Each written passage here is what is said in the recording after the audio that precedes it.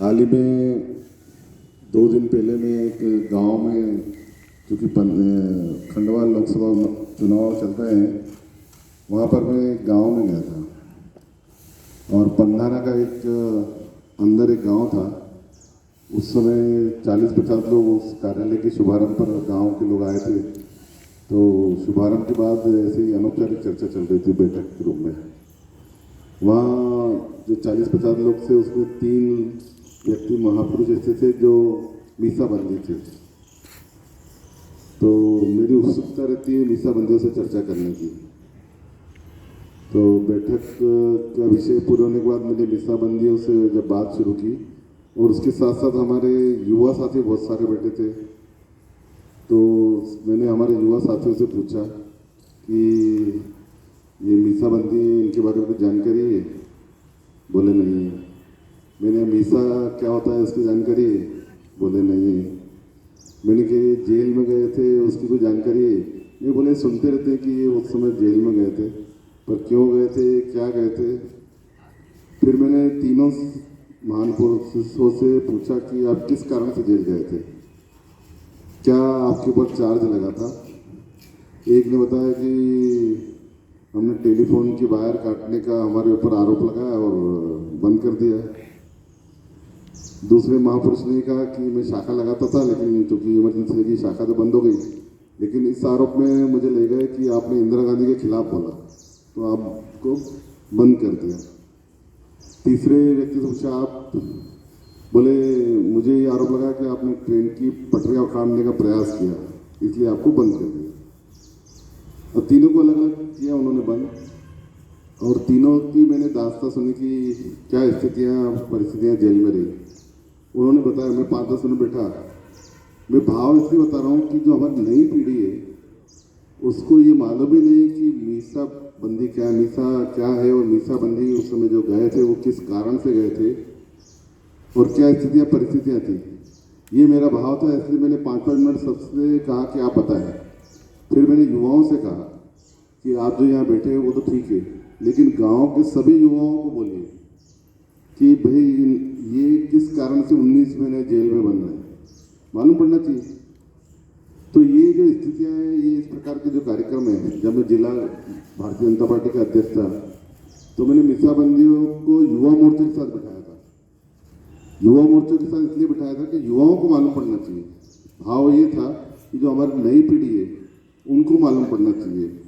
तो हम प्रयास करेंगे। अभी इस बार जब हमारा मीसाबंदी दिवस था 25 तारीख को, उस समय चूँकि कोरोना के कारण बड़ा कार्यक्रम नहीं हो पाया, तो मैं 1-2 मीसाबंदी के घर गया था और उनके साथ बैठा, बातचीत करी। एक बात ध्यान में आई, वो प्रयास करूँगा मैं अगली बार, मैंने गाँव वालों को ही बुलाया कि हम जो मीसाबंदियों से चर्चा करते हैं, बातचीत करते हैं, उनकी बातें हम सुनते हैं, वो भी एक पक्ष है, समाज में जाना चाहिए। दूसरा पक्ष ये कि उस समय जब वो जेल में थे तब परिवार की क्या स्थिति थी। यानी वो तो जेल में थे, उस जेल में जो यातना दी वो तो समाज को मालूम पड़ना चाहिए, लेकिन उससे ज़्यादा जो परेशानी थी वो परिवार में भी थी। बहुत सारे परिवार में, यहाँ राठौर भाभी बैठी हैं, जो सर थे, राठौर सर ने हमको पढ़ाया दयानंद स्कूल में, और उस समय का वाकया हमें मालूम है किस प्रकार परिवार में विपत्ति आई थी, और परिवार में उस विपत्ति के समय क्या गुजरा होगा। राठौर जी अंदर थे और भाभी जी बाहर थी, और परिवार में जो आपदा आई थी। तो ये नई पीढ़ी को मालूम पड़ना चाहिए, आने वाली पीढ़ी को मालूम पड़ना चाहिए कि जिन्होंने भुगता उनके संस्करण, और जो परिवार, माता बहनें भाई, उनकी क्या स्थिति थी, ये समाज में जाना चाहिए। तभी हम समाज को बता पाएंगे कैसी विषम परिस्थितियों में आज जो ये बुलंद इमारत दिख रही है इतनी बड़ी, दिल्ली से लेकर सभी जगह, उसके नींव के पत्थर कौन है? ये नींव के पत्थर आप हैं। आपको प्रणाम करता हूँ। और मैंने गिरी जी से कहा था, आज ऐसे मेरा आने वाला नहीं था, मैं इंदौर खंडवा में था, लेकिन आज अचानक आ गया तो मैंने बोला मैं ज़रूर आऊँगा, क्योंकि आप सबके दर्शन हो जाएंगे। मुझे वापस खंडवा जाना है, तो मैं अगली बार फिर आपके विषय पूछने आऊँगा। बहुत बहुत धन्यवाद, प्रणाम।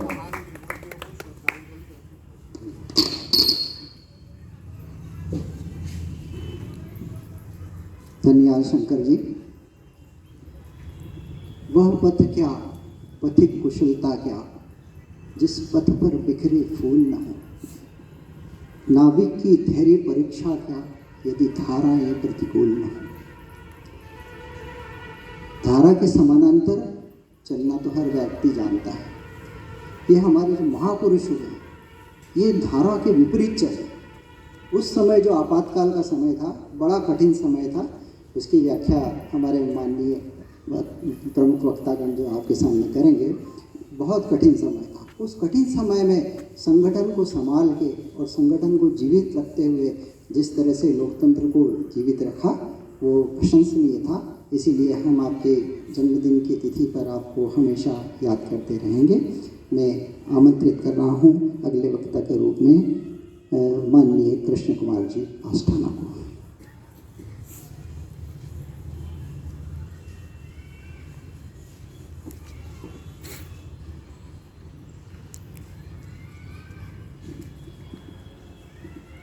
मान्यवर अध्यक्ष जी, मान्यवर हमारे लोकप्रिय सांसद मित्रवर शंकर जी, आज के प्रमुख वक्ता आदरणीय बंधु अनिल जी, सेनानी संघ के श्री गिरीश जी, लहरी संघ के विपिन जी शेखावत, पूज्य मातृशक्ति और बंधु, कैसे कठिन दिन थे वे, उसका एक चित्र शंकर जी ने प्रस्तुत करने का प्रयत्न किया है। वास्तव में वो तो अत्यंत धूमिल जैसा चित्र है। जिन लोगों ने बेदिन देखे हैं, वो काले बादलों से घिरे हुए उन दिन रात को कभी भुला नहीं सकते। देशभर में कितने परिवार टूटे, खत्म हुए, अस्तित्व विहीन हुए, आज उसकी कल्पना करना भी बहुत मुश्किल है। लेकिन शंकर जी ने भी एक बहुत अच्छी बात कही है, शायद मेरे मन की बात भी, वह यह कि हमारी नई पीढ़ी ये जानती ही नहीं कि वे कौन से दिन थे। अगर आजाद भारत में इतने दिन के बाद भी हमारा युवा वर्ग इस जानकारी से दूर है कि स्वाधीनता हमने कैसे ली, तो इसके बाद की पीढ़ी को भी कहीं यह दिन नहीं भोगना पड़े कि वह यह न जान पाए कि यह दूसरी आजादी कैसे आई, या सहस्त्रों वर्षों के संकट के बाद, संघर्ष के बाद हमने अपनी स्वाधीनता कैसे देखी थी और कैसे गंवाई थी, तो यह हमारा बड़ा अपराध हो जाएगा।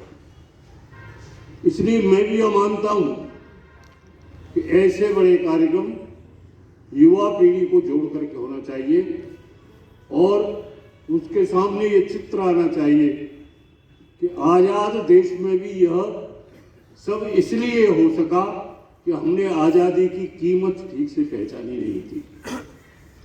अगर हम आज़ादी की कीमत को पहचानते होते तो शायद यह दुर्दिन हमको देखना नहीं पड़ता।